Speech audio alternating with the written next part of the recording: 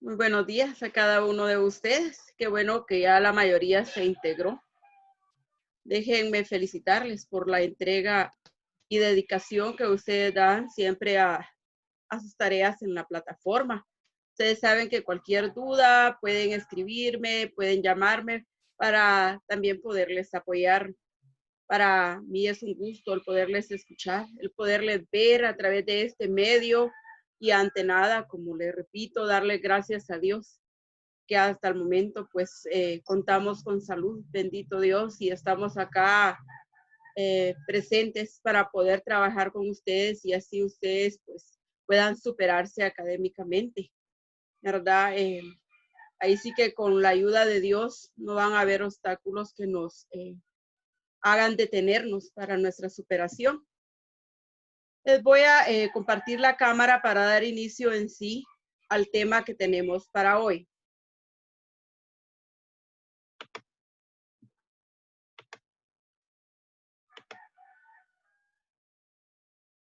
Compañeros, acá les presento una imagen en la cual dice comunicación en la escuela. Esto es lo que nosotros vivimos pues cuando estamos normalmente en clases a diario con nuestros alumnos, ¿verdad? Todos quieren opinar cuando la maestra está dando la clase e incluso en el nivel universitario, cuando estamos allá en la clase, pues ustedes están pidiendo la palabra porque el tema para ustedes fue bien interpretado, ¿verdad? Cuando nosotros nos damos a entender bien en nuestra comunicación, no habrán obstáculos para poder entender un tema. Algunas veces dicen, ay, es que ya viene la maestra de comunicación y lenguaje. Y qué aburrido, ¿verdad? Entonces recordemos que cuando los temas se prestan a que nosotros podamos interpretarlos, eso va a ser fácil el poder realizar nuestras tareas o ejercicios que nos dejen. Al igual, ustedes en la escuela, pues yo sé de que, o en el colegio, en el lugar donde trabajen, yo sé de que esa es la clase a la que le ponen más empeño. Recordemos de que siempre comunicación y lenguaje es una de las áreas de que, por ejemplo, si el niño de primer grado pierde comunicación y lenguaje, perdió el grado, ¿verdad? Porque no, entonces no aprendió a leer, no aprendió a escribir, ¿verdad? Recordemos que las 4 clases básicas que nosotros damos en la escuela son a las que más énfasis le tenemos que dar. ¿Cuáles son las 4 clases básicas? Si alguien me quiere apoyar ahí, ¿cuáles son las 4 clases básicas que nosotros damos en la escuela? Matemáticas, Muy bien, ciencias naturales, exacto. Comunicación Comunicación sociales. y ciencias sociales. Excelente. Esas son las 4 clases en las cuales nosotros enfatizamos más con nuestros estudiantes. Pero, como les digo, hoy hablaremos del tema de la comunicación en la escuela. ¿Por qué es tan importante la comunicación en la escuela? Porque de ahí parte que nosotros podamos tener ese acercamiento con el estudiante, así como con el padre de familia, ¿verdad? Recordemos que como docentes nosotros no podemos estar teniendo barreras en nuestro diario. Por ejemplo, cuando estamos con los estudiantes, sí tenemos que tener autoridad y presencia, pero nunca ser el que todo ahí da la última palabra, porque recordemos que los alumnos pues también tienen sus opiniones y por irónica que usted crea esa opinión va a ser válida, ¿verdad? Entonces la comunicación es muy importante, pero también en esa área o asignatura es donde nosotros tenemos que hablar con el estudiante para que las palabras o con el alumno para que las palabras tengan un sentido común, ¿verdad? Un sentido o un significado en el cual sí sea coherente, porque algunas palabras, recordemos, no pueden decirse de una manera y que el significado sea otro, ya lo hemos venido hablando. Al igual, palabras mal dichas, ¿verdad? Porque a veces también tenemos esa situación.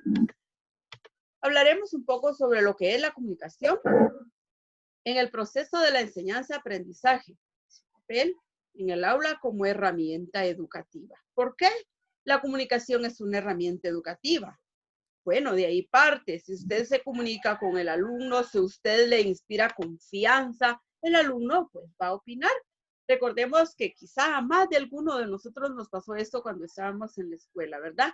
Puede ser en el nivel pues, primario, en el medio o incluso hasta en el diversificado, que cuando queríamos opinar nos decían, permítame, ¿verdad? O nada que ver lo que usted dijo, le pueden responder al alumno. Tienen que ser tomadas en cuenta cada una de esas opiniones. Entonces, vamos a pasar a hablar acá sobre lo que es el papel que juega la comunicación en la enseñanza-aprendizaje. Y para ello, pues le voy a pedir al profe Julio que nos apoye por ahí a leer este párrafo para poder dar a conocer lo que necesitamos. El papel de la comunicación en el proceso de enseñanza-aprendizaje es uno de los principales factores que intervienen en el mundo educativo, tanto dentro como fuera del aula. La educación es, sobre todo, un proceso de comunicación y socialización del individuo. Por lo tanto, debemos tener muy presente la importancia de que se produzca de una manera correcta y eficaz. Formas de comunicación en el aula. El tono de voz con el que hablan, las palabras que utilizan o las situaciones en las que se comunican. Estudio de la comunicación desde las perspectivas del profesor y del alumno. Analizar tanto el aspecto verbal como el no verbal. Gracias, profe. Hemos escuchado algunas veces en los salones de clase que el maestro piensa que por gritar mucho el estudiante le entenderá, ¿verdad? Empezamos con esos gritos, niños, silencio, por favor, pero dando esos gritos que en un momento dado, como que al niño ya le perjudica ese timbre de voz que nosotros tenemos.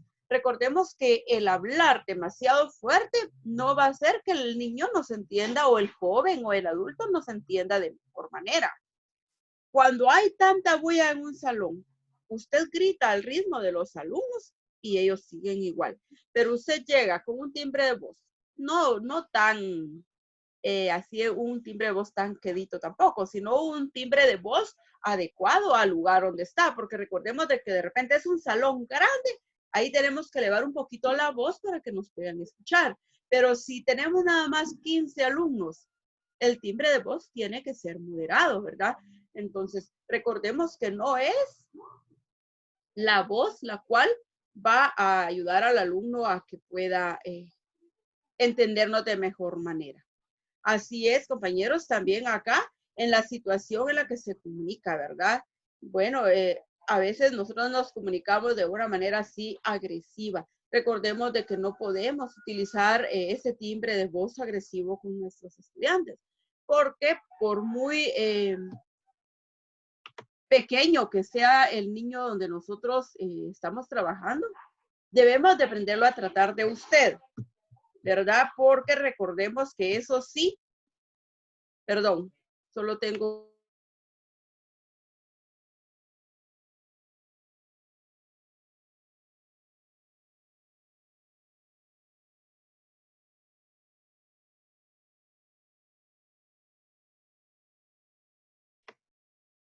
Continuamos, compañeros, perdonen.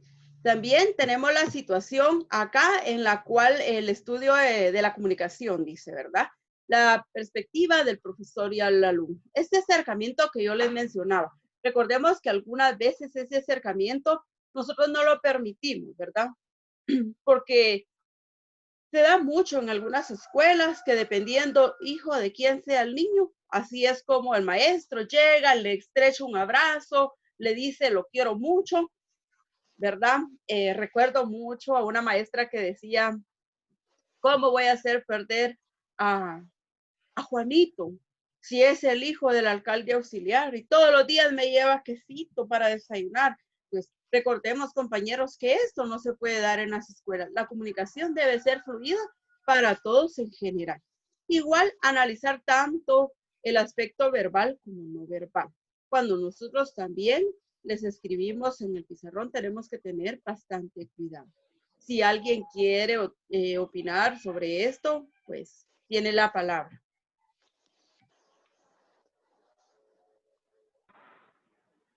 Dice licenciada de que es cierto de que hay maestros que sí agarran preferencia entre los niños, ¿verdad?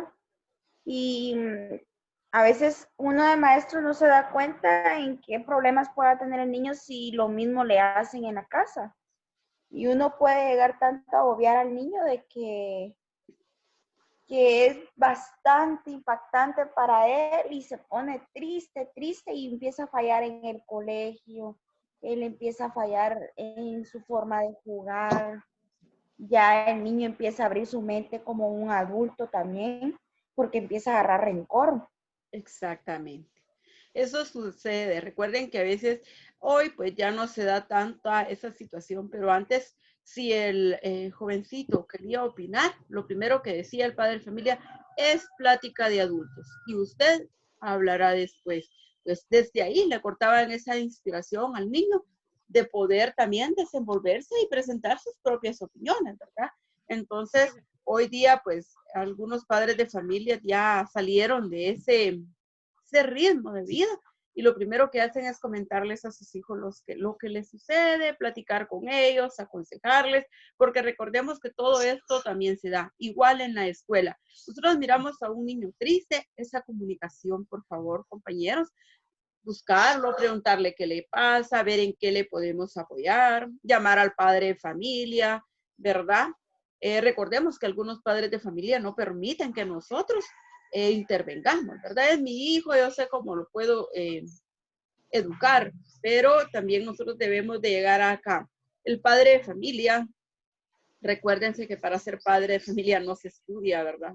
Y algunas veces estamos fallando y necesitamos que otras personas no lo hagan ver. Entonces acá, sí. Muchas veces también pasa de que el maestro le pone, como le dijera yo, queja al padre de familia del comportamiento del hijo y el padre de familia viene y dice, es que a mi hijo nadie me lo quiere porque mi hijo es pobre y todo eso.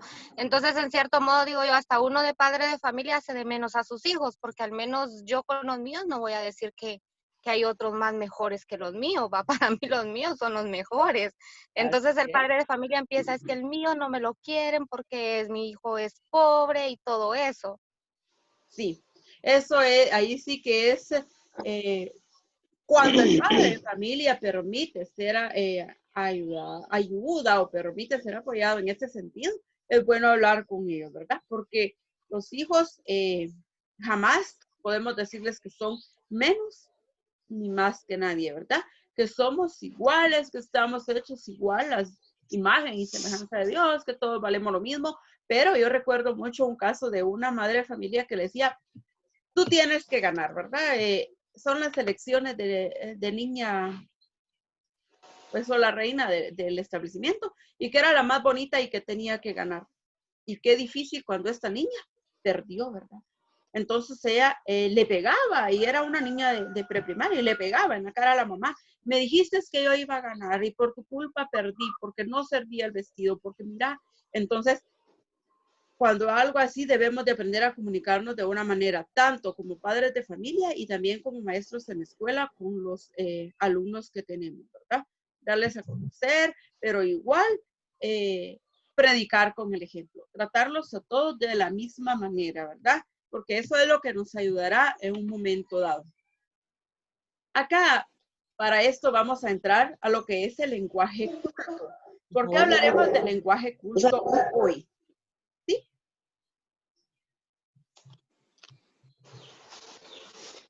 Y por favor ahí me pueden dar lectura a ese párrafo. Vamos a hablar sobre el lenguaje culto. ¿Cuál es el lenguaje culto? Bueno, nosotros sabemos específicamente que es el lenguaje que utilizan las personas que tienen un nivel académico elevado, las personas que participan o redactan textos literarios, pero igual vamos a leer acá y le vamos a pedir de favor a señor Anali.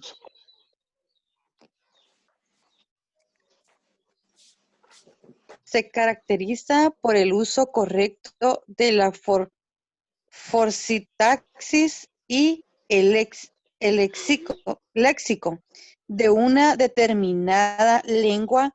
Por lo general es empleado por las personas que poseen altos conocimientos del idioma porque han tenido acceso a la cultura y al estudio. Las personas que poseen lenguaje culto utilizan las palabras con prioridad y construyen frases sintácticamente correctas. Otros rasgos del lenguaje culto son el uso de vocabulario rico en diferentes áreas del saber, el correcto uso de los tiempos verbales, la construcción de oraciones largas y lógicas y una buena pronunciación de palabras. Gracias, señora Ali. Acá podemos ver, miren las frases escritas a nivel culto, ¿verdad? Del lenguaje culto, por ejemplo. Me enorgullece en gran medida presentarle mi candidatura al puesto. Acá, pues nosotros estamos viendo que es una redacción bastante elegante, bastante específica, ¿verdad? Igual, acá tenemos, le saluda cordialmente el comité ejecutivo del grupo empresarial. Vamos a dar a conocer solo esos dos ejemplos para que ustedes puedan ver cuál es el lenguaje culto. Recordemos que el lenguaje culto es aquel que se describe con propiedad, ¿verdad? Con capacidad de redacción, ¿verdad? Ese es el lenguaje culto, compañeros, que creo que nosotros lo hablamos mucho en nuestro medio. Pero recordemos también de que tenemos que saber exactamente dónde utilizarlo. Recordemos que en la escuela también debemos de contextualizar nuestro vocabulario, porque algunos niños no nos van a entender palabras así tan que no son de su medio, ¿verdad? Que no las escuchan a diario. Por ejemplo, si nosotros tenemos gripe, como comúnmente la llamamos, y vamos al doctor, allá pues el doctor nos dirá, usted tiene una influencia y nos da un montón de explicaciones con términos ahí sí que clínicos. Nosotros nos vamos a venir asustados. ¿Qué será lo que tengo? Y a qué preocupación, ¿verdad? Y a veces es algo que sí conocemos, pero está redactado o dicho con otras palabras. También tenemos el lenguaje popular, ¿verdad? El lenguaje popular es aquel que comúnmente nosotros hablamos en nuestro medio, ¿verdad? Pero que también hay algunas palabras que se dicen de una forma en un determinado país y en otro pues cambia su significado, ¿verdad? Como por ejemplo, cuando nosotros decimos acá el niño en El Salvador, ¿cómo le dicen a los niños? ¿Cómo le dicen cuando quieren decir mi niño?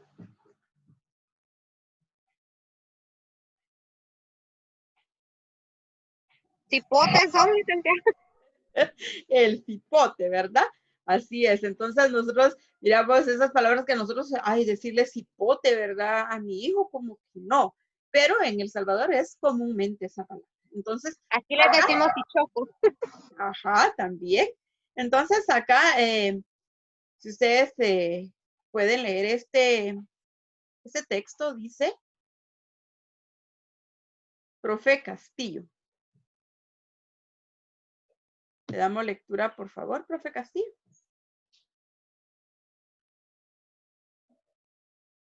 ¿No? Alguien que... Se considera la forma correcta para comunicarse entre los hablantes del idioma.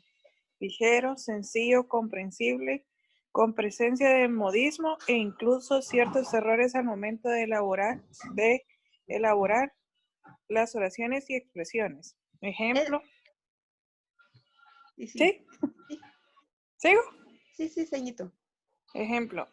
En el lenguaje popular de México se dice que padre. Sin embargo, en España se utiliza que chulo, mientras en Colombia se utiliza chévere. Esto es un ejemplo de una expresión del lenguaje popular de diferentes países. Otro ejemplo es con la pareja sentimental. Mientras en España o México se utiliza novio o novia, en Chile se utiliza pololo o polola. Estas personas convergen en conjunto de signos lingüísticos que son adaptados a modificados por sus habitantes. El lenguaje toma un papel muy importante en la cultura e incluso crea su identidad. Las personas se apropian de las palabras usándolas como mejor les convenga. Se crea un código y entonación tan propias del territorio, pueblo, etnia, ciudad o país, que incluso pueden dificultar la comunicación con una persona extranjera o de la periferia. Gracias, señor. Gracias.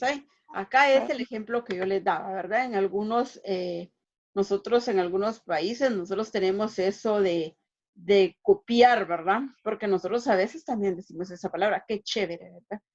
Entonces son palabras que nosotros las utilizamos, pero que no son propias de nuestro país. Hablaremos también lo que es el lenguaje coloquial. El lenguaje coloquial, acá, por favor.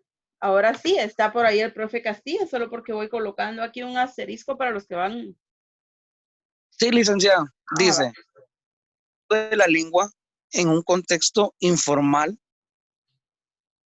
y distendido, es el lenguaje habitual que se utilizan las personas para comunicarse entre sí. Por ejemplo, buenísimo o sea, lo mejor. Ejemplos de expresiones de lenguaje coloquial. A lo mejor, ¿qué quiso decir? ¿Me entiendes? Y si vamos al cine en vez del teatro, ¿no has visto la tele? Estuvo de lujo. Cambia esa cara. ¿Quieres? Venga, espéreme. Ahí nos quedamos, profe. Gracias. Hasta ahí. Venga para acá, mija, ¿verdad? Eso es en el lenguaje coloquial. Es aquel lenguaje que nosotros utilizamos de repente con las personas que sí tenemos comunicación a diario, tenemos un mejor acercamiento. Pero recordemos entonces, en conclusión, podemos decir que el lenguaje culto es utilizado cuando nosotros, por ejemplo, estamos redactando para alguna entidad en la cual nosotros tenemos que ser bien específicos y utilizar nuestros conocimientos, ¿verdad? En la redacción, en el lenguaje culto, donde la explicación vaya con términos académicos, ¿verdad? Ese es el lenguaje culto. Y el lenguaje coloquial es el que utilizamos nosotros a diario. Igual que el lenguaje popular, ya vimos que es cuando copiamos modismos, ¿verdad? Que nosotros venimos copiando eso de que qué chévere. ¿Y de dónde es ese término? ¿Dónde lo utilizan? En Colombia, ¿verdad? No es de Guatemala, pero nosotros a veces lo utilizamos. Y en el coloquial es cuando nosotros, venga para acá, mi hijo o mi hija, estuvo de lujo. Esos términos que utilizamos así como que con emoción, ¿verdad? Pero con las personas que tenemos más acercamiento. Y para finalizar, tenemos acá la actividad de evaluación. La actividad de evaluación será a partir de hoy hasta el día jueves 3 de septiembre. Les doy a conocer la fecha para que a ustedes no se les olvide. Recordemos que ahí en nuestra plataforma tenemos las actividades, tenemos el cronograma, todo especificado, ¿verdad? Esa tarea les aparecerá a partir de hoy, compañeros. Si tienen alguna duda, podemos comentarlo. La evaluación, licenciada, de todo lo que hemos visto.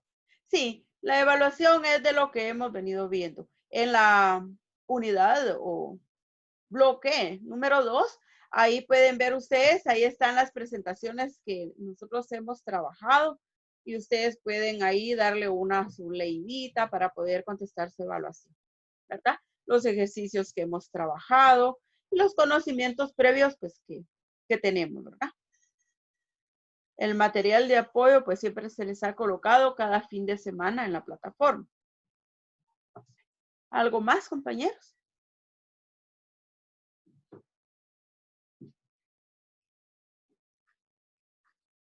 ¿No? No, licenciada. ¿Alguna otra duda?